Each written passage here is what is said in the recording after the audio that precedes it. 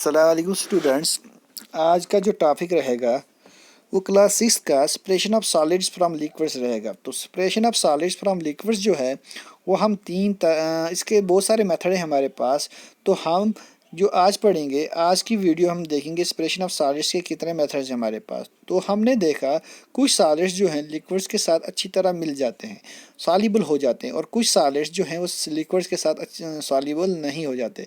तो जो solids soluble हो जाते हैं उनकी एग्जांपल आप ले लें, जैसे शुगर और साल्ट। शुगर या साल्ट को आप पानी में मिला दें तो वो सॉल्युबल हो जाएगा पानी में, बट अगर हम सॉइल को मिट्टी पानी में डाल दें तो वो पानी के साथ सॉल्युबल नहीं हो जाएगी। अब फर्स्ट ऑफ ऑल हम वो मेथड देखेंगे जिससे हम इनसॉल्युबल सॉलिड्स को पानी से बाहर निकालेंगे। तो कैसे निकालेंगे, उसके लिए हमारे पास तीन मेथड हैं। First is sedimentation, second one is decantation and third one is filtration. अब ये सेडिमेंटेशन क्या होता है?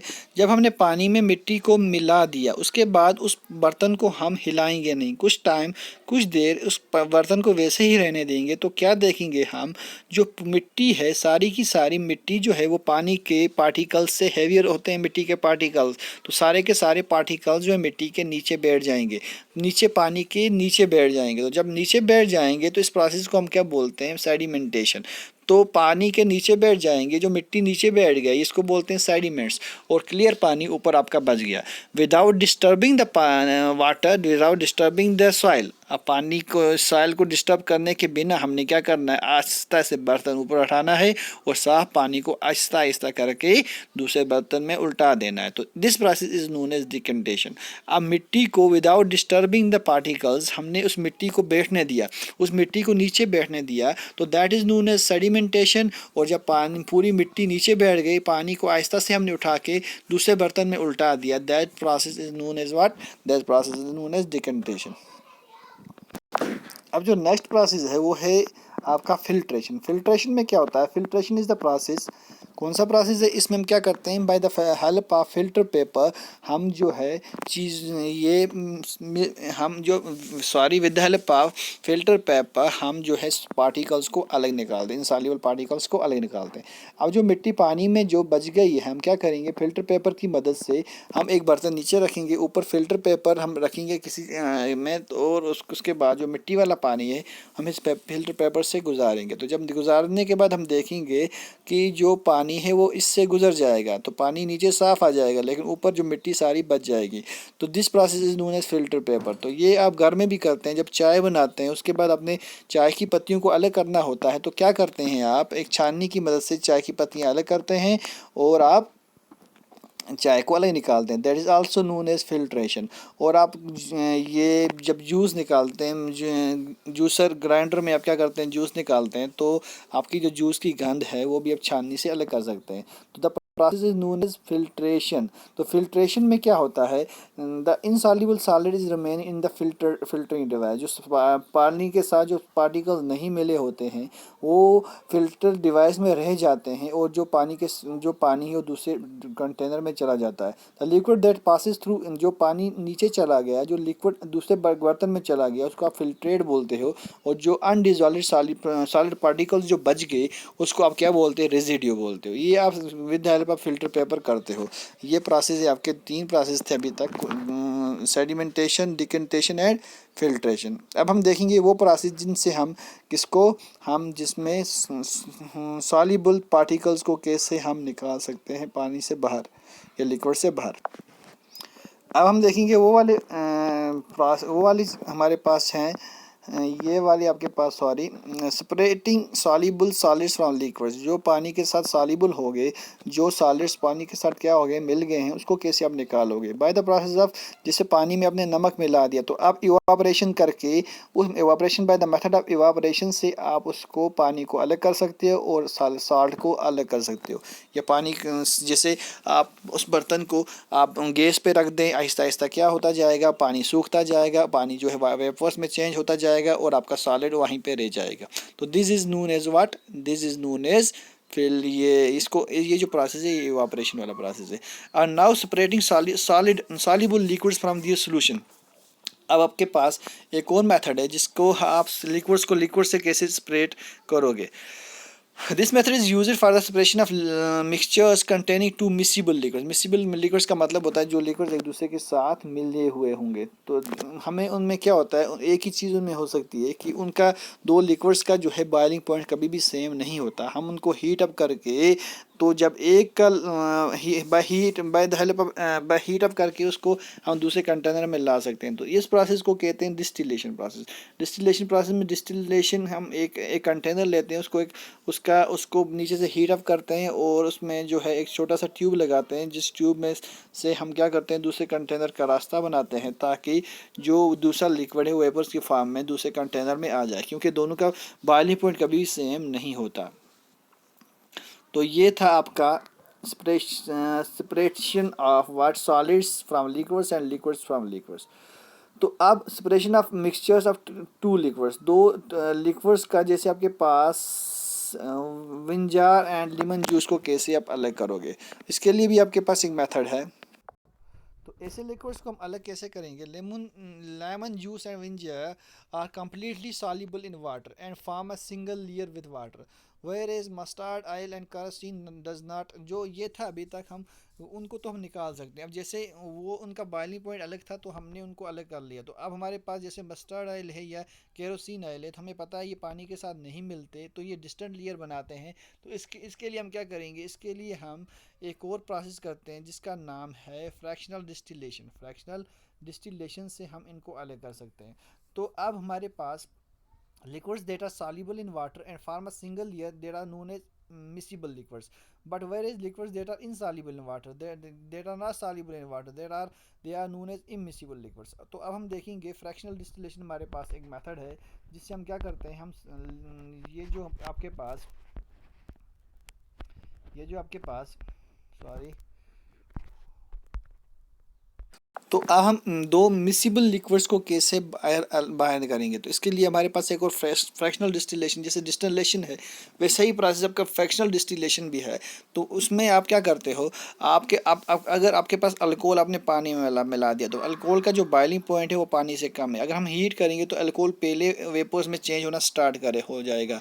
तो अब पानी जो है, पानी का बॉइलिंग पॉइंट ज़्यादा है अल्कोहल से, तो ये ज़्यादा टाइम लगाएगा बॉयल होने में। तो जब तक पानी उबलेगा तब तक जो है ये सारा का सारा अल्कोहल वेपर्स में क्या हो जाएगा, आपका वेपर्स में चेंज हो जाएगा। But this is the condition that कुछ पानी जो है वो बाहर आ सकता है। तो उसके लिए हम सिंपल डिस्टिलेशन नहीं कर सकते, उसके लिए फ्रैक्शनल डिस्टिलेशन दूसरा प्रोसेस है।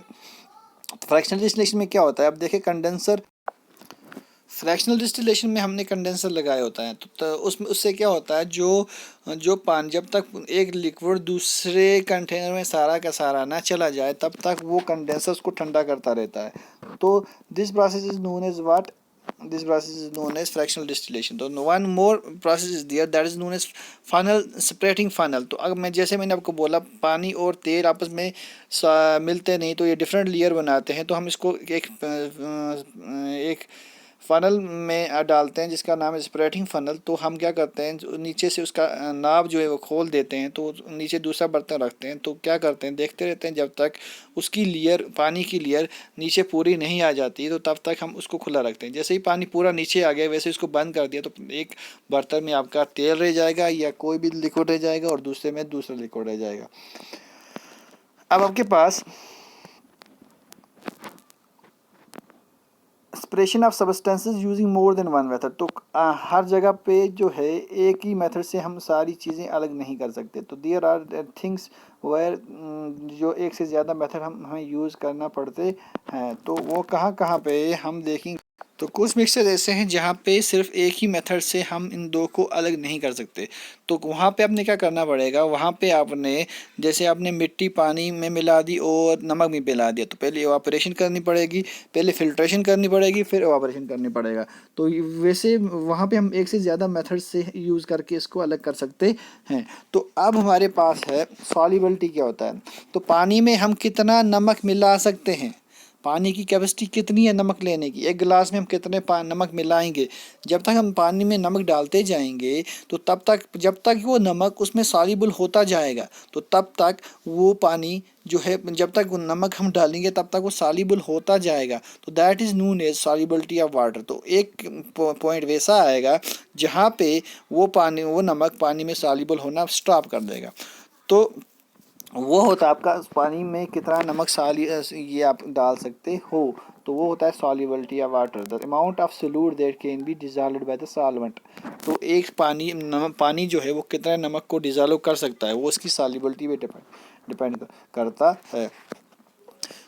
अब वो the solution in which solvent, जहाँ पे आपका वाटर ही सॉल्वेंट होगा उसको हम बोलते हैं क्या, एक होता है सॉल्यूट और दूसरा होता है सॉल्वेंट। सॉल्वेंट और सॉल्यूट जिसमें सॉल्वेंट आपका वाटर होगा उस वैसे सॉल्यूशन को हम बोलते हैं aqueous solution.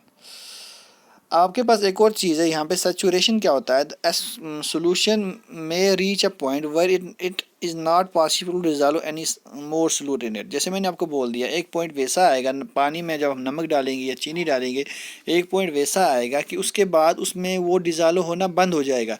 That condition is known as saturation. The solution which has dissolved maximum amount of solvent solute in the solvent, जहाँ उसको हम क्या बोलते हैं, सैचुरेटेड सोल्यूशन बोलते हैं। गिवन टेम्परेचर, जैसे अगर हम टेम्परेचर चेंज करेंगे तो आपका और ज़्यादा नमक उसमें डिसॉल्व हो सकता है। ये जो कंडीशन इसमें ये टेम्परेचर की कंडीशन की वजह से हो सकता है। अब आपके पास है water is a universal solvent. तो वाटर ऐसा यूनिवर्सल सॉल्वेंट है जिसमें हर चीज़ मिल जाती है। तो क्या है ये, water is the remarkable solvent, it dissolve money substances forming a solution. The solubility of various substances in water is different. Water can dissolve almost all kind of solids, liquid and gases. Although the time taken for dissolution varies from one substances to another. Therefore water is called known as universal solvent. क्योंकि पानी में आप देखें तो बहुत सारे solutes आपके पानी में डिसॉल्व हो जाते हैं। ऑल काइंड्स ऑफ सॉल्यूट्स, वो सॉलिड्स हों लिक्विड्स हों, सारे के सारे हो जाते हैं। लगभग सारे सॉल्यूट्स जो है वो पानी में डिसॉल्व हो जाते हैं, सॉलिड्स भी हो जाते हैं, लिक्विड्स और गैसेस। दैट इज वाई इसको यूनिवर्सल सॉल्वेंट कहा जाता है। तो जो है some crucial functions of water are is, तो कुछ फंक्शंस है वाटर के, वो क्या, water also water allow solubility of gases such as oxygen and carbon dioxide.